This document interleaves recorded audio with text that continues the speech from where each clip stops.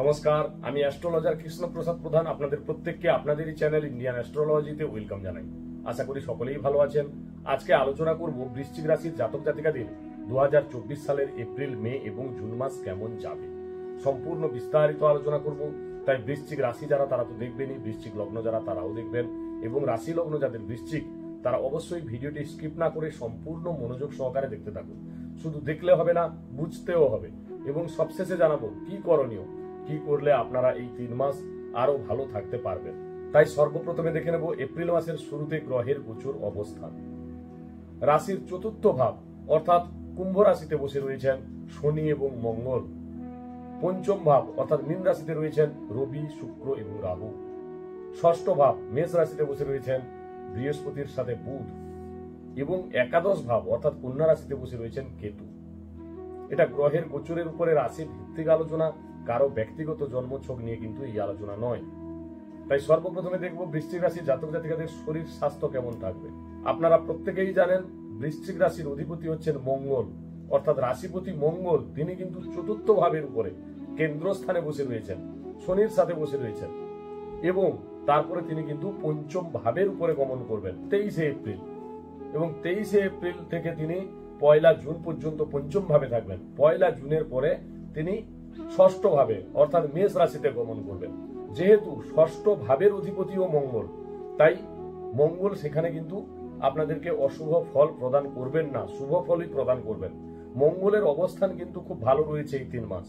রাশিপতির দিক থেকে আপনাদের শরীর স্বাস্থ্যের জায়গায় কোন রকম কোনো সমস্যা নেই, কিন্তু ষষ্ঠ ভাবটাকেও আমাদের কিন্তু দেখা দরকার, কারণ ষষ্ঠ ভাব হচ্ছে রোগের জায়গা। সেখানে দেবগুরু বৃহস্পতি বসে রয়েছেন। যারা প্রতিনিয়ত পেটের সমস্যায় ভোগেন তারা একটু সাবধান থাকবেন, খাবারের কন্ট্রোল রাখবেন, কারণ বৃহস্পতি লিভারকে নিয়ন্ত্রণ করেন। গ্যাস অ্যাসিডিটির প্রবণতা আপনাদের একটু বাড়তে পারে। কবে? এপ্রিল মাস, কারণ মে মাসের 1 তারিখে দেবগুরু বৃহস্পতি তিনি সপ্তম ভাবে গমন করছেন, অর্থাৎ দীর্ঘ 1 বছর পরে, এবং রাশির উপরে দৃষ্টি থাকবে। তাই শরীর স্বাস্থ্য নিয়ে কোন রকম কোনো সমস্যা আপনাদের কিন্তু থাকছে না।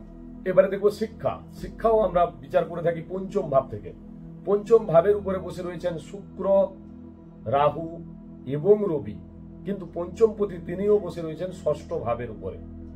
তাই শিক্ষার জায়গাটা মাসের প্রথমের দিকে একটু সমস্যা হবে।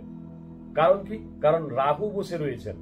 যেহেতু রাহু বসে রয়েছেন পঞ্চম ভাবের উপরে, রবির সাথে বসে রয়েছেন, গ্রহণদোষ তৈরি করে বসে রয়েছেন, এর ফলে আপনাদের মনকে বিচলিত করবেন।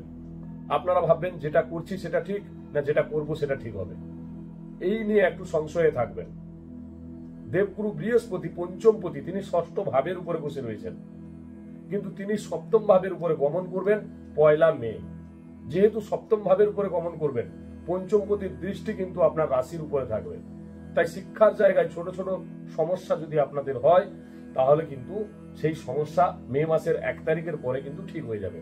শিক্ষার জায়গাটাও মোটামুটি ভালো রয়েছে, শুধু একটু মনোসংযোগের অভাব ঘটবে, মন বিচলিত হবে, কি করবেন কি করবেন না এই নিয়ে একটু সমস্যা হবে এপ্রিল মাসে। এবারে দেখবো প্রেমজ রিলেশনও কিন্তু আমরা পঞ্চম ভাব থেকে বিচার করি, কারণ পঞ্চম ভাব থেকে আমরা সন্তানেরও বিচার করি, মেধারও বিচার করি। তাই পঞ্চম ভাবের উপরে শুক্র রয়েছেন সপ্তমপতি, তুঙ্গস্থ অবস্থায় রয়েছেন, এবং রবি রাহু গ্রহণদোষ তৈরি করে বসে আছেন। যার সাথে আপনি রিলেশনে রয়েছেন ওনার মধ্যে রোমান্টিকতা থাকবে, যেহেতু শুক্র তুঙ্গস্থ অবস্থায় রয়েছেন, কিন্তু রাহুর সাথে রবি যুক্ত থাকায় গ্রহণদোষ তৈরি হচ্ছে। এর ফলে কি হবে?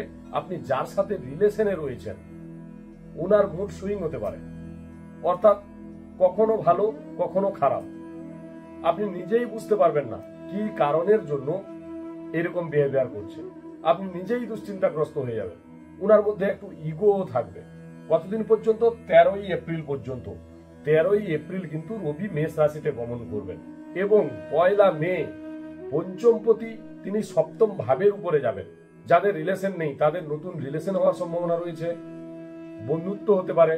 যারা প্রেমজ রিলেশনে দীর্ঘদিন রয়েছেন তাদের প্রেমজ রিলেশন কিন্তু বিবাহে পরিণত হতে পারে, কারণ দেবগুরু বৃহস্পতি পঞ্চমপতি সপ্তম ভাবে গমন করবেন, রাশির উপরে দৃষ্টি থাকবে।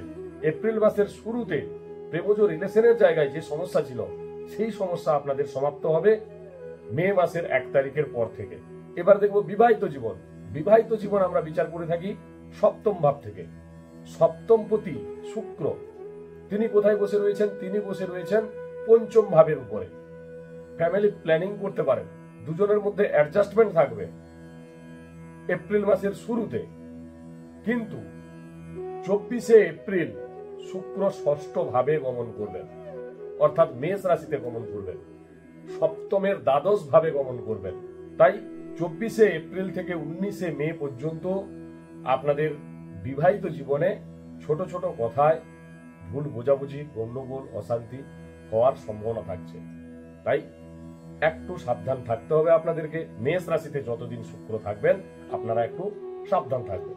তারপরে সপ্তম ভাবের উপরে গমন করবেন শুক্র, সপ্তমপতি সপ্তম ভাবের উপরে। বিবাহিত জীবন আপনাদের খুব ভালো যাবে। 19শে মে থেকে 12ই জুন শুক্র সপ্তম ভাবের উপরে থাকছেন। 12ই জুনের পরে শুক্র অষ্টম ভাবে গমন করবেন। আপনার পার্টনারের হেলথ ইস্যু আসতে পারে, শরীর স্বাস্থ্য নিয়ে কোন রকম কোনো প্রবলেম হওয়ার সম্ভাবনা কিন্তু থাকছে 12ই জুনের পরে। এবারে দেখবো ভাগ্য, ক্যারিয়ার এবং ব্যবসা। ভাগ্যপতি চন্দ্র তিনি সোয়া দুদিন ছাড়া ছাড়া ঘর চেঞ্জ করে থাকেন। বৃশ্চিক রাশির জাতক জাতিকাদের এটা মনে হয় যে ভাগ্য আমার সাথ দিচ্ছে না, আমার ভাগ্য ভালো নয়, কয়েকদিন ভালো তো কয়েকদিন খারাপ, এই পরিস্থিতি চলতে থাকে। কিন্তু আমাদেরকে গুরুত্ব দিতে হবে রবিকে, মঙ্গলকে এবং দেবগুরু বৃহস্পতিকে। দেবগুরু বৃহস্পতির অবস্থান এপ্রিল মাসের শুরুতে ষষ্ঠ ভাবের উপরে থাকছে। দীর্ঘ 12 বছর পরে দেবগুরু বৃহস্পতি আপনার সপ্তম ভাবে গমন করছেন, কেন্দ্রস্থানে গমন করছেন। আপনার পঞ্চমপতি সপ্তম ভাবে যাবেন, রাশির উপরে দৃষ্টি থাকবে, ভাগ্য আপনাদের পূর্ণরূপে সহায় হবে। এবং রাশিপতি তিনিও চতুর্থ ভাবে রয়েছেন, তারপরে পঞ্চম ভাবের উপরে গমন করবেন, তারপরে ষষ্ঠ ভাবের উপরে যাবেন, স্বক্ষেত্রে যাবেন, তারপরে সপ্তম ভাবে। মঙ্গলের অবস্থানও কিন্তু খুব ভালো রয়েছে। আর রবি তিনি পঞ্চম ভাবের উপরে রয়েছেন। যখনই ষষ্ঠ ভাবে গমন করবেন, রবি ষষ্ঠ ভাবে গমন করছেন 13ই এপ্রিল। 13ই এপ্রিল যখন রবি ষষ্ঠ ভাবের উপরে যাবেন, অর্থাৎ মেষ রাশিতে তুঙ্গ ক্ষেত্রে যাবেন, ভাগ্য আপনাদের পূর্ণরূপে সহায় হবে। যে কোনো কাজ আপনারা করতে পারেন, অনায়াসে করতে পারেন, আপনাদের কোনো সমস্যা হবে না। এবারে দেখব ক্যারিয়ার। ক্যারিয়ার প্রতি রবি তিনি কিন্তু পঞ্চম ভাবে বসে রয়েছেন, মিত্র ক্ষেত্রে বসে রয়েছেন, কিন্তু রাহুর সাথে বসে রয়েছেন। যেহেতু রাহুর সাথে বসে রয়েছেন, রবি হচ্ছে বস, রবি হচ্ছে সরকার। অর্থাৎ আপনারা যে কোম্পানিতে কর্ম করেন, যে ফিল্ডে রয়েছেন, ছোটখাটো ভুল হয়ে যেতে পারে। এর জন্য বসের সাথে মনোমালিন্য হওয়ার সম্ভাবনা থাকছে, কারণ রবি রাহু গ্রহণ দোষ করে বসে রয়েছে। 13ই এপ্রিলের পর ষষ্ঠ ভাবের উপরে যাচ্ছেন রবি এবং তুঙ্গস্থ হচ্ছেন। কর্মের জায়গায় আপনাদের প্রমোশন হতে পারে, কর্মের জায়গায় আপনি মাথা উঁচু করে কর্ম করবেন 13ই এপ্রিলের পর থেকে, কারণ আপনার দশমপতি তিনি তুঙ্গস্থ হচ্ছেন। তারপরে তিনি সপ্তম ভাবে যাবেন, কেন্দ্রস্থানে যাবেন, রাশির উপরে দৃষ্টি থাকবে, কর্ম নিয়ে আপনাদের কোনো সমস্যা হবে না। কিন্তু 13ই এপ্রিল পর্যন্ত যেহেতু রবি গ্রহণদোষ করে বসে রয়েছেন, ছোট ছোট ভুল হয়ে যেতে পারে কর্মক্ষেত্রে। এই জন্য বসের সাথে কিন্তু মনোমালিন্য হওয়ার সম্ভাবনা থাকছে। 13ই এপ্রিলের পর থেকে কর্মের জায়গায় আপনাদের ডেভেলপমেন্ট, উন্নতি অবশ্যই হবে। এবার দেখবো ব্যবসা। ব্যবসাও আমরা মূলত বিচার করি সপ্তম ভাব থেকে। সপ্তমপতি শুক্র তিনি বসে রয়েছেন কোথায়? তিনি বসে রয়েছেন পঞ্চম ভাবের উপরে, সপ্তমের একাদশ ভাবে বসে রয়েছেন। ব্যবসায় সাফল্য আসবে। যারা কোনো শৌখিন প্রোডাক্টের ব্যবসা করেন, যারা গাড়ির ব্যবসা করেন, যারা জরির কাজ করেন, যারা বুটিকের কাজ করেন, অবশ্যই তারা ভালো ফল পাবেন। কারণ কি? কারণ শুক্র তুঙ্গস্থ অবস্থায় রয়েছেন। 24শে এপ্রিল থেকে 19শে মে পর্যন্ত শুক্র কিন্তু ষষ্ঠ ভাবে থাকবেন। যখনই ষষ্ঠ ভাবে তিনি থাকবেন, আপনাদের ব্যবসার জায়গায় কম্পিটিশন বৃদ্ধি পাবে এবং একটু ডিলে হয়ে যাবে, মন্দা চলবে ব্যবসাটা। কিন্তু 19শে মের পরে শুক্র সপ্তম ভাবের উপরে যাচ্ছেন, অর্থাৎ স্বক্ষেত্রে সপ্তমপতি সপ্তম ভাবে যাচ্ছেন। ব্যবসায় ডেইলি ইনকাম বৃদ্ধি পাবে। নতুন কোনো ব্যবসা করতে চাইলে 19শে মের পরে অবশ্যই করুন, তখন কিন্তু আপনাদের ব্যবসার জায়গাটা ভালো দেখা যাচ্ছে। কি করবেন, কি করলে আরো ভালো থাকবেন?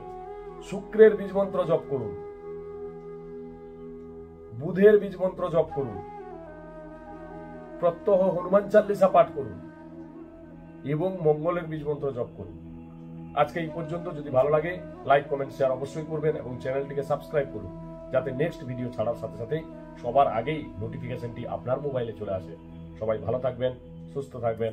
নমস্কার।